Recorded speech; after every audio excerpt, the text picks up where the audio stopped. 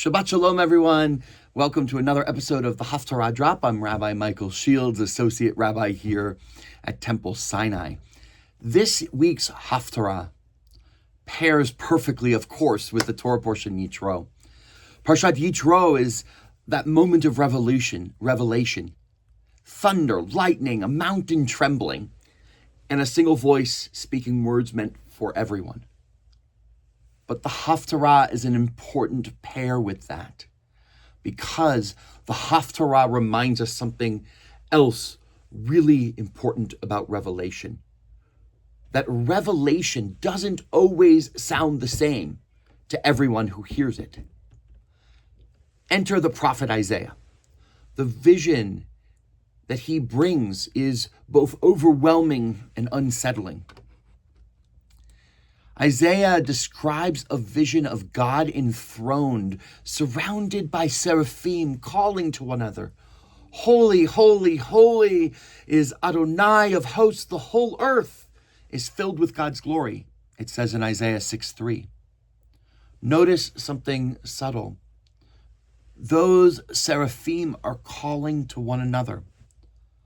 Holiness, therefore, we could say, emerges from dialogue, not just monologue. This is not a silent heaven. This is a space alive with voices overlapping, echoing, responding. And Isaiah, he is shaken.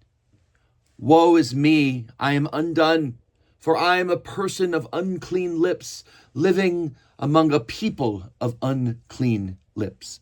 6:5 of Isaiah. We see from this that encountering the sacred often begins with discomfort. True revelation doesn't flatter us, it exposes us. Isaiah fears that he doesn't belong, that somehow his voice, his doubts disqualify him. But God doesn't erase Isaiah's voice. God refines it. A coal touches his lips not to destroy speech, but to make it usable. And we learn from this that Judaism doesn't demand perfect voices, only honest ones. In Midrash, we see that when God gave Torah at Sinai, each person heard the voice according to their own capacity. One revelation, many interpretations. Difference is not a flaw in the system. It is the system. Then comes a really critical moment. Whom shall I send? Who will go for us? It says in Isaiah 6:8. God doesn't command, God asks. Calling requires consent. Isaiah responds, here I am, send me. Not because Isaiah thinks he has all the answers, but because he's willing to stand inside the complexity. Pirkei Avot teaches, who is wise? One who learns from every person. Isaiah becomes a prophet not because and not by certainty, but by this openness that he brings. The Haftarah then shifts gears. There's political instability, threatening alliances, a frightened king in chapter 7 of Isaiah. Fear dominates the air. Sound familiar? Isaiah's message to King Ahaz is radical. Don't panic. Don't harden. Don't let fear shrink your moral imagination. In a way, he's saying that fear simplifies, but faith makes room. When societies are anxious, fearful, they divide the world into enemies and allies. Judaism insists on something far more difficult. How can we have discernment without demonization? And then, almost unexpectedly, we hear words of hope.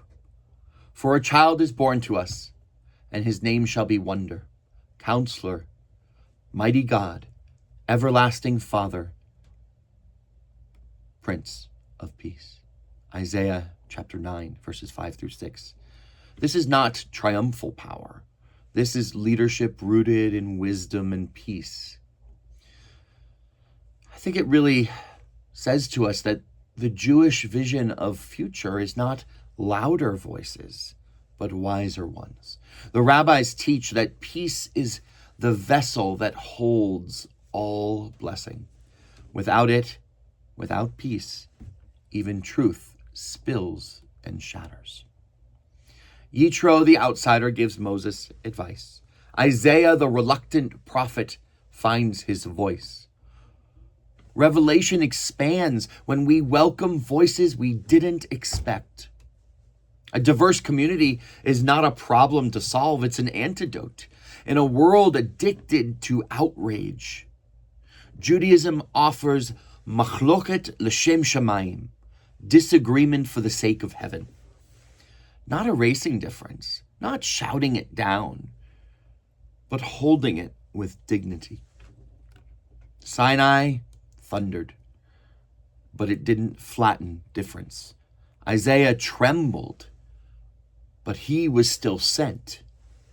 Holiness lives where many voices dare to speak and also still listen.